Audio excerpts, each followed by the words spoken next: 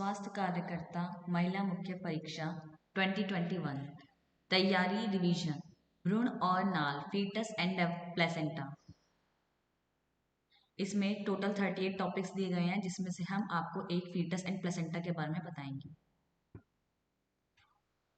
Foetus and placenta, गर्भ का विकास, fetal development. Ovum 0 से लेकर तीसरे सप्ताह तक, एम्ब्रियो मीन्स भ्रूण चौथे सप्ताह से लेकर 8वें सप्ताह तक, फीटस गर्भस्थ शिशु 9वें सप्ताह से लेकर जन्म तक। गर्भ का विकास, फीटल डेवलपमेंट, यह भ्रूणीय अवस्था से लेकर जन्म तक पूर्ण होने पर होता है।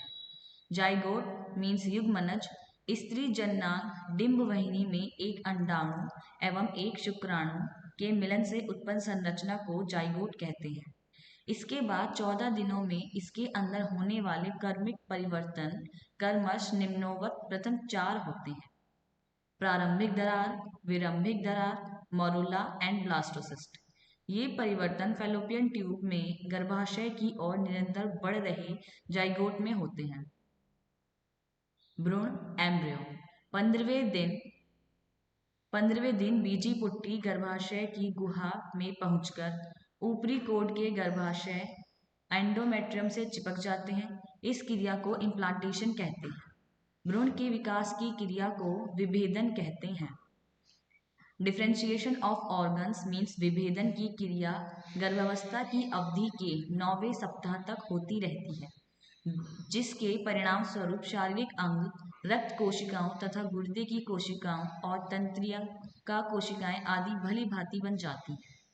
गर्भावस्था 5वें सप्ताह, मस्तिष्क तथा जठर ग्रंथियां में जेनाइटल ट्रैक्ट, जठर तंत्रिय मार्ग एवं हृदय का विकास होना प्रारंभ हो जाता है। गर्भावस्था 6 से 7वें सप्ताह, मस्तिष्क 5 क्षेत्र में विकसित होते हैं। इसके साथ कुछ तंत्रिकाएं दिखाई देने लगती हैं। भुजा व टांगों की कलिकाएं दिखाई देती हैं। आंख व कान बनना प्रारंभ हो जाते हैं। वर्टिब्रे और हड्डियों को बनने वाले उत्तक उत्पन्न हो जाते हैं। अवशोषी रक्त मुख्य वाहिनियों में बहने लगता है। गर्भावस्था 8वें सप्ताह, हाथ पैर बढ़कर लंबे हो जाते हैं। पाद और हस्त क्षेत्र में विभेदन होने लगता है। फेफड़े बनना शुरू हो जाते हैं। गर्भावस्था 9वें सप्ताह, निप्पल और लेनुगो का बनना प्रारंभ हो जाता है। एल्बो और पैरों की उंगलियां दिखाई देने लगती हैं। सभी अनिवार्य अंगों का निर्माण होने लगता है। भ्रूणीय झिल्लियां, गर्भ वेस्टर्न व उल्ब विकसित होने लगता है।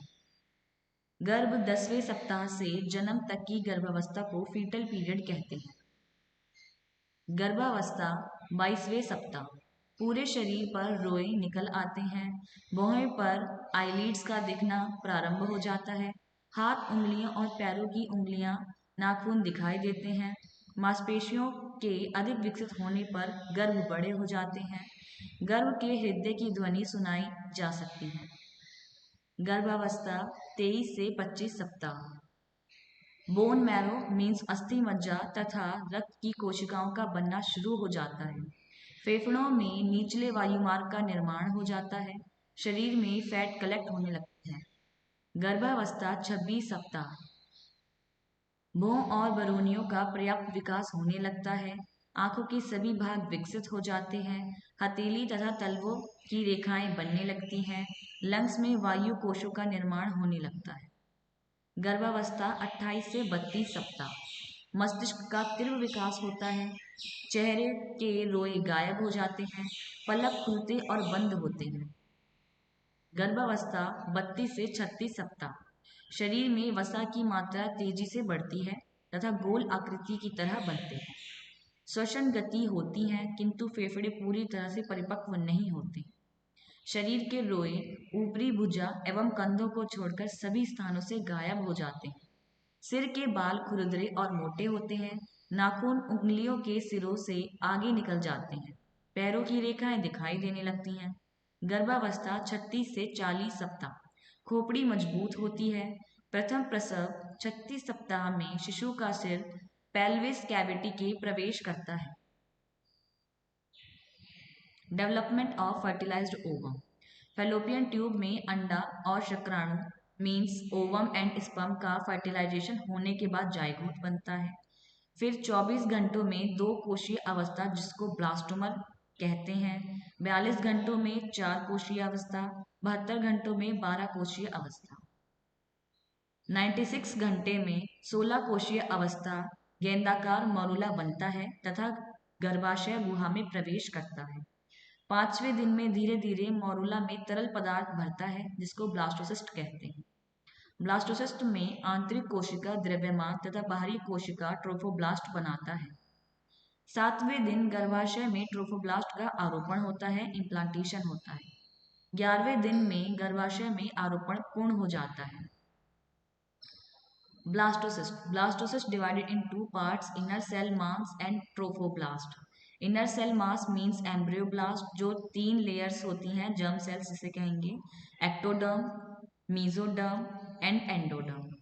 एक्टोडर्म से स्किन एंड नर्वस सिस्टम बनता है। मीजोडर्म से muscle and internal organ genital intestinal tract बनते हैं। एंडोडर्म दो पार्ट बनते हैं, amniotic cavity and yolk sac. While trophoblast दो चीजें बनती हैं, प्लेसेंटा एंड कॉरियन। गर्भत्व कोश, फीटल सैक, गर्भत्व कोश झिल्ली से बनी होती है। बाहरी झिल्ली को कोरियन कहते हैं। यह कैप्सुलर डेसिडुआ के नीचे स्थित होता है और गर्भाशय भित्ति के साथ चिपकी रहती है। अंदर की झिल्ली को एमनियन कहते हैं जिसमें उल्व द्रव एमनियोटिक फ्लूइड रहता है। जब तक यह अखंडित रहता है, गर्भत्व कोश गर्भ का आरोही जीवाणु संक्रमण से बचाता है। कोरियन, यह ट्रोफोब्लास्ट से उत्पन्न एक मोटी अपारदर्शी और मुरमुरी झिल्ली है। यह गर्भवेष्टनी पुट्टी मीन्स कोरियन प्लेट जो प्लेसेंटा का आधार बनाती है। एमनियन, यह आंतरिक सेल मास से उत्पन्न होती है। यह चिकनी, दृढ़ व धुंधली झिल्ली है। यह भ्रूण को चारों ओर से आवृत करती है एवं एमनियोटिक उल्व द्रव भरा रहता है। 12 सप्ताह में 50 ml तक, 20 सप्ताह में 400 ml तक, 36 से 38 सप्ताह में 400 से 800 ml तक होते हैं। यह उल्व द्रव और लेकर एमीनी भी कहते हैं। यहाँ कोई रक्त या नस नहीं होती है। उल्व द्रव एमनियोटिक फ्लूइड और लिक्वर एमिनी, यह हल्का पीला और स्वच्छ द्रव है। यह चारों ओर से घेरे रहते हैं। यह एमनियोटिक कोड में रहता है। इनका कार्य इस प्रकार है, गर्भाशय में बढ़ रहे बच्चे को गति देने में, जिससे हड्डियों की उचित विष्टि होने लगती है, फेफड़ों के समुचित विकास के लिए, बच्चों के चारों ओर अपेक्षित स्थिर तापमान बनाए रखने में सहायक। उल्व द्रव मात्रा 1500 ml से अधिक होने से अति उल्वता पॉलीहाइड्रोमिनोस कहते हैं। उल्व द्रव मात्रा 300 ml से कम होने से ओलिगोहाइड्रोमिनोस कहते हैं। उल्वीय द्रव में 99% पानी और 1% ठोस द्रव होता है।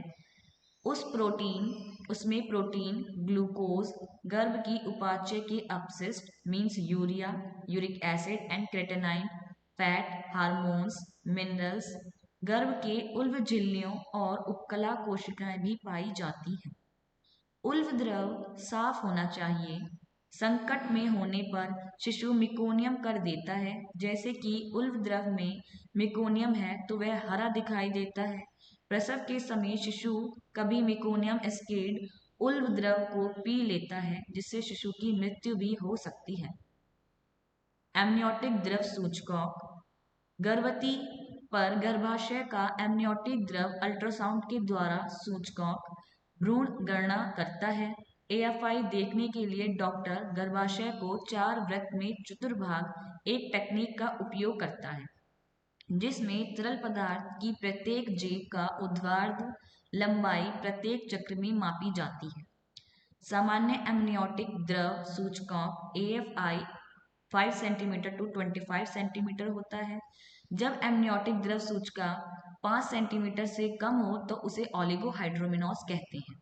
जब एमनियोटिक द्रव 25 सेंटीमीटर से अधिक हो तो उसे पॉलीहाइड्रोमिनोस कहते हैं।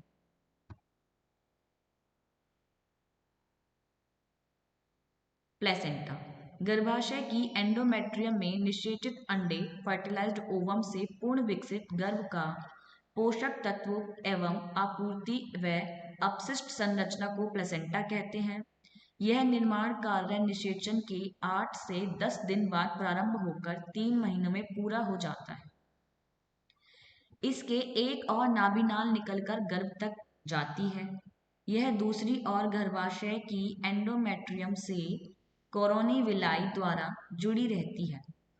यह गोल चक्ति की आकृति से समान होती है, जो बीच में मोटी और किनारों पर पतली होती है। यह फर्टिलाइज्ड एग के ट्रोफोब्लास्टिक लेयर से बनती है। यह गर्भाशय की गुहा के ऊपरी भाग में स्थित होती है। यह 500 ग्राम 15 से 20 सेंटीमीटर साइज का होता है। Placenta and birth weight ratio 1/6 होता है। बीच में मोटापन 2.5 सेंटीमीटर का होता है। प्लेसेंटा के कार्य: यह एचसीजी प्रोजेस्टेरोन हार्मोन का निर्माण करता है। यह hormone oxygen, carbon dioxide, fat, protein, glucose, electrolyte, immunoglobulin व पानी आदि आवश्यक पदार्थों का मां व गर्भ के रक्त में आदान प्रदान करता है। IG is the only antibody which cross placenta. IG ही केवल वो एंटीबॉडी है जो प्लेसेंटा को क्रॉस कर पाती है। मां को अनेक संक्रमणों से बचाता है। एक प्रतिरक्षी अवरोधक के रूप में गर्भ को नष्ट होने से बचाता है। भ्रूण परिपक्व होने तक यह हार्मोन निर्माण प्रक्रिया निरंतर बनाए रखता है। ये इस्ट्रोजन हार्मोन को उत्पन्न करता है, जिससे गर्भाशय ग्रीवा मुलायम और क्रियाशील होती है। अपरा असामान्यताएं: प्लेसेंटा एबनॉर्मेलिटीज, प्लेसेंटा स्यूचिन्यूरिया। यह प्लेसेंटा को दूसरे या तीसरे सहायक लोग रक्त नाली के दौरान मुख्य प्लेसेंटा से जोड़े रहता है। प्रसव के साथ प्लेसेंटा द्वारा झिल्ली फाड़ना का संभव हो सकता है, जिसके कारण प्लेसेंटा का लोब गर्भाशय के अंदर रुक सकता है। प्लेसेंटा सर्कमवैलेट: यह प्लेसेंटा कप के आकार का होता है। नाल के किनारे मोटी होती है। वह सफेद व अपारदर्शी मीन्स ट्रांसपेरेंट जैसे उठा रहता है। फीटल सर्कुलेशन: गर्भ फेफड़ों का उपयोग नहीं करता है, इसलिए गर्भ प्लेसेंटा और नाभिनाल के द्वारा मां से ऑक्सीजन, पोषक तत्व, पानी, विटामिन, ग्लूकोज और अमीनो एसिड पाते हैं। प्लेसेंटा से 80% सैचुरेटेड ब्लड अम्लाइकल वेन में जाता है। अम्लाइकल वेन से लेफ्ट लोब लिवर की तरफ और फिर पोर्टल वेन द्वारा डक्टस वीनस में जाएगा। डक्टस वीनस से इंफीरियर वेना कावा में, इंफीरियर वेना कावा से राइट एट्रियम में, 75% फोरामिन ओवेल में जाएगा एंड 25% राइट वेंट्रिकल में जाएगा। फोरामिन ओवेल से लेफ्ट एट्रियम में जाएगा। देन राइट वेंट्रिकल से कार्डियक आउटपुट 10% पल्मोनरी ट्रंक में जाएगा। फिर वहां से लंग्स में, देन पल्मोनरी वेन में, फिर लेफ्ट आर्ट्रियम में। लेफ्ट आर्ट्रियम से लेफ्ट वेंट्रिकल में जाएगा, देन ऑर्टा में, जो हेड, नेक और हार्ट तक ब्लड लेकर जाएगा। पल्मोनरी ट्रंक से डक्टस एट्रियोस में, जब कार्डियक आउटपुट 60% ऑर्टा में आ जाएगा। वहां से सिस्टमिक सर्कुलेशन होगा हाइपोगैस्ट्रिक आर्टरीज में, देन अम्लाइकस आर्टरीज में, फिर वापस total cardiac output 40% return placenta में आ जाएगा। जन्म के ठीक बाद बच्चे का रक्त परिसीवरण में होने वाले अविलंब परिवर्तन, चेंजेस आफ्टर बर्थ। जन्म के बाद शिशु तत्काल रोता है। फोरामिन ओवेल बंद होकर फोसा ओवेलिस बन जाते हैं। अम्लाइकल वेन बंद होकर लिगामेंटम टेरिस बन जाते हैं। डक्टस वेनस बंद होकर लिगामेंटम वेनोसम बन जाते हैं। डक्टस एट्रियोसिस बंद होकर लिगामेंटम एट्रियोसम बन जाते हैं। अम्लाइकल आर्टरीज बंद होकर हाइपर गैस्ट्रिक आर्टरीज बन जाता है। नाभिनाल की विशेषताएं, कैरेक्टरिस्टिक्स ऑफ अम्लाइकल कॉर्ड। नाभिनाल विकासशील अम्बियों या गर्भ के पेट से लेकर प्लेसेंटा तक जोड़ता है। इसमें एक नाभिनाल धमनी और एक नाभिनाल शिरा होती है। यह गर्भ के लिए ऑक्सीजन और भरपूर रक्त को नाभिनाल धमनियों द्वारा और कार्बन डाइऑक्साइड नाभिनाल शिरा द्वारा ले जाती है। यह 30 से 50 सेंटीमीटर होते हैं। यह नाभिनाल के बाहर वाटसन्स जेली से बनता है।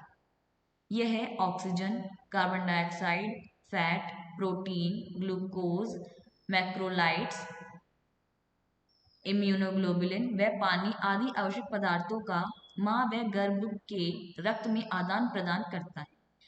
अम्लाइकल कॉर्ड प्लेसेंटा के किनारे पर बैटल डोर की तरह बनता है।